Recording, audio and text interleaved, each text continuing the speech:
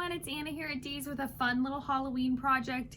Maybe you don't decorate your whole house for Halloween, but you want something little to tuck on the bookcase or the mantle. This is the perfect thing for you. And I know you have seen us do lantern drops before, where we take a really fun stem, make it special by adding a little ribbon to it, and then hang it on the front of a lantern.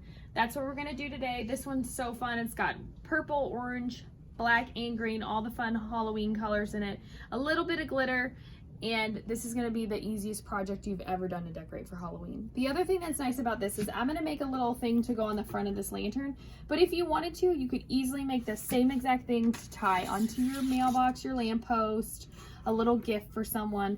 It's really quick and easy. All you need is a ½ yard of one ribbon. I've got this purple diamond here, Harlequin. And then we're going to take this green dot that has all the fun colors in it. You're going to make your bow a little bit different this time. This one's kind of going straight across. You're going to still make 2 loops of this one, but it's more like a shoestring bow, if that makes sense, like you're tying your shoes. So I made my loops a little too big. I'm going to take them in, but both of those tails are going to be the same length, and they're both going to go down, and I'll show you why. I'm going to tie it with some ribbon. And then the reason we did that is because it's going to go on the lantern like this, and you kind of want them both to come down. It looks really cute. And then this one's going to be at the diagonal at the top. So all you're going to do is cut the bottom of the stem off and then fluff a little bit. You don't have to fluff a whole lot with this one though. It's so cute as is. You're going to take that stem and you're going to twist it onto your stem, the bow. And now you're ready to twist it onto your lantern and fix your tails and your position and everything.